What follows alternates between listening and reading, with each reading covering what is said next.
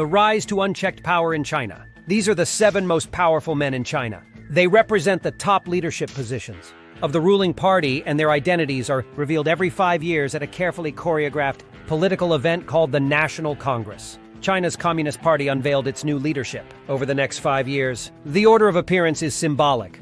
The first person to emerge is the head of the party for the next 5 years. At the most recent event in October 2022, that person was Xi Jinping, China's president, for the last 10 years, who walked out in the top spot. A historic third time after getting rid of China's presidential term limit that restricted all his predecessors to 2 terms. A signal that he may be planning to stay in power for life. The world hasn't seen a Chinese leader like this since Mao Zedong, the revolutionary founder of the People's Republic of China, whose ruthless dictatorship scarred the Chinese people for generations. Xi has been compared to Mao a lot, and he draws from Mao's playbook. But there's something else that connects these two. When Xi was just a young boy, Mao ruined his life. Generations apart, their paths crossed unexpectedly, and a teenage Xi from an elite family in Beijing ended up in exile, condemned to hard labor in the countryside. 50 years later, Xi is one of the most powerful political figures in the world and the only leader since Mao to have unchecked power over China. So how did he go from being banished in his country to taking complete control of it? Xi Jinping's connection to Mao formed long before Xi was even born. It goes back to when a bloody civil war was raging in China. A group of radical communist revolutionaries, including Mao, gained influence over large swaths of mainland China and controlled a communist military called the Red Army that fought the Nationalist Party ruling the Republic of China at the time. At this point, the communists were losing badly. The bulk of their army was pinned down in a communist-controlled region originally established by Mao, now surrounded by nationalist forces, and they were running low on food. So the Red Army decided to launch a bold attack to break through the nationalist forces and evacuate the roughly 130,000 communist soldiers and civilians stuck here. On October 16, 1934, they made their move and attacked a weaker part of the enemy line. They broke through, and even though their numbers quickly dropped, with thousands dying and thousands more fleeing to the countryside, around 86,000 stuck together and pushed on. This was the beginning of a year-long historic retreat called the Long March, the journey to establish a new communist base far from the nationalist forces. Mao, who used to be a military leader, wasn't in charge at this time. He'd insisted on using guerrilla tactics, which had heavily influenced the Red Army earlier in the war. But that approach had fallen out of favor, and he was demoted.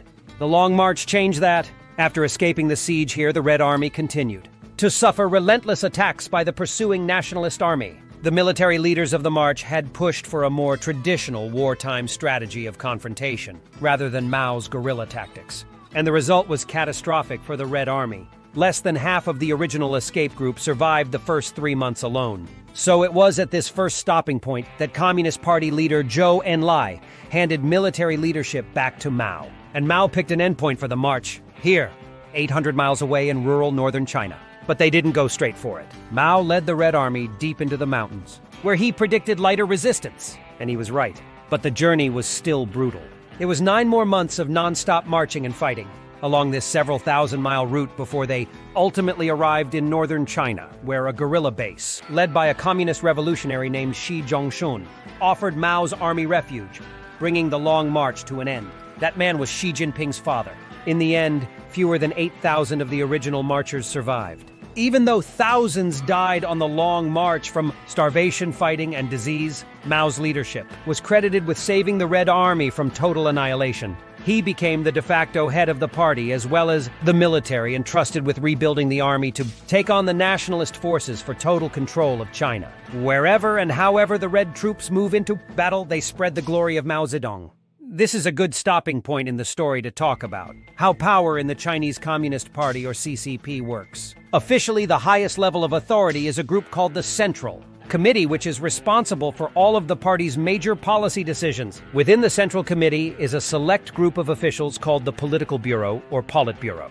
In most communist parties, like that of the former Soviet Union, the Politburo represents the most powerful members of the party besides the General Secretary. However, the Chinese Communist Party has a key distinction that makes it unique. It has one even smaller selection of top officials who ultimately have the final say, an elite class of Politburo members, called the Politburo Standing Committee. This group, which includes the General Secretary, holds supreme control over the Central Committee, dictates the will of the party, and is in full control of the Central Military Commission, which oversees China's defense. Mao's promotion during the Long March landed him in the highest position of the military and the Politburo Standing Committee, even though he was considered the de facto head of the party.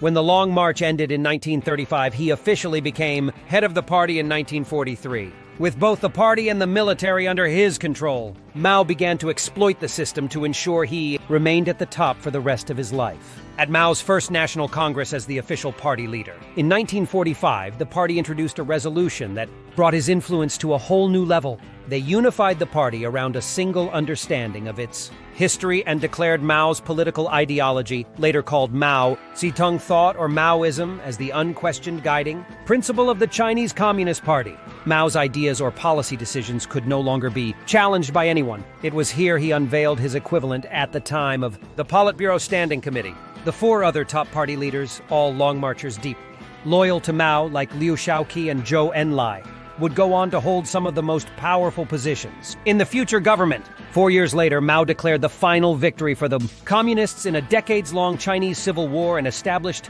a new country, the People's Republic of China, or PRC. Mao Zedong, known as the Great Helmsman, proclaimed the Chinese Republic a one-party state. After decades of chaos, invasions, and civil war, China was finally unified under a single government. And the government was under Mao. The party was under Mao. The military was under Mao. And in the years that followed, Mao was determined to make sure his power was uncontested. He led radical policies like the Great Leap Forward, an attempt to rapidly transform China from an agrarian society to a socialist society through rapid industrialization. But the program led to widespread famine and death, with estimates of the death toll ranging from 15 to 45 million people. To make sure there were no challenges to his leadership, Mao launched a series of political purges. The most infamous of these was the Cultural Revolution, a decade-long period of political and social chaos where Mao mobilized young people known as Red Guards to purge any remnants of traditional or bourgeois elements within Chinese society. Millions of people were persecuted, and many were killed. Mao's personality cult reached its peak with his image, appearing everywhere, and his thoughts, as articulated in the Little Red Book, becoming required reading. And Maoism became the state ideology. Mao's hold on power was absolute, and any dissent or opposition was ruthlessly crushed. But his rule had profound consequences for China. The economic and social fabric of the country was torn apart, and millions of lives were lost. After Mao died in 1976, his successors, led by Deng Xiaoping, initiated a series of economic reforms that shifted China toward a more market-oriented economy. Deng's leadership marked a departure from the radical policies of Mao, and the party gradually moved away from the intense personality cult that characterized Mao's era. In the decades that followed, China experienced unprecedented economic growth, lifting millions of people out of poverty and becoming a major global player. The leadership of the Chinese Communist Party evolved, with different leaders bringing their own priorities and approaches. However, the system remained one-party rule, and the party maintained tight control over political power. Fast forward to the 21st century, and Xi Jinping's rise to power represents a significant shift in the leadership dynamics of the Chinese Communist Party. Born in 1953, Xi Jinping is the son of Xi Zhongxun, a revolutionary military leader who played a key role in the Long March. Despite his family's revolutionary background, Xi Jinping's early life was marked by political turmoil. During the Cultural Revolution, he faced persecution, including being sent to work in the countryside. However, Xi's fortunes changed when he joined the Communist Party and pursued a career in politics. Over the years, he ascended through the party ranks, holding various positions at the provincial and central levels. Xi Jinping became the General Secretary of the Chinese Communist Party in 2012, and a year later, he assumed the presidency of China. From the beginning of his tenure, Xi demonstrated a commitment to consolidating his power and centralizing authority. Xi Jinping's leadership has been characterized by a range of policies and initiatives aimed at strengthening the party's control over various aspects of Chinese society. He launched an extensive anti-corruption campaign targeting high-ranking officials and business figures. While the campaign garnered support for addressing corruption, It also raised concerns about political purges and power consolidation. Another notable development was the removal of term limits for the presidency, allowing Xi Jinping to potentially stay in power indefinitely. This move sparked debates about the implications for China's political system and raised questions about a return to a more personalized and unchecked form of leadership, reminiscent of the Mao era. As Xi Jinping's influence grew, he became the central figure in Chinese politics with his political ideology.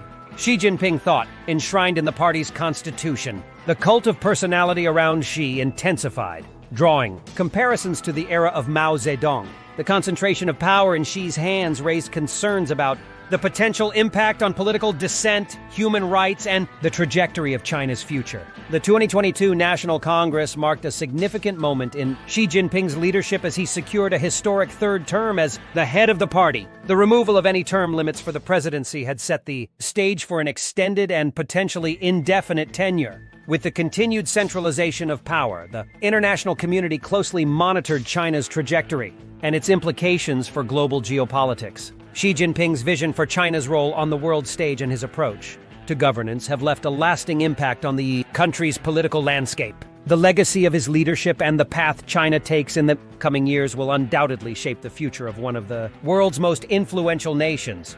But as China's leadership continues to evolve, the echoes of history, the legacy of Mao, and the lessons of the long march remain embedded in the nation's political DNA. Xi Jinping, the man who rose from the shadows of exile to the pinnacle of power, carries the weight of history as he navigates the complexities of leading a nation with a rich and tumultuous past into an uncertain future.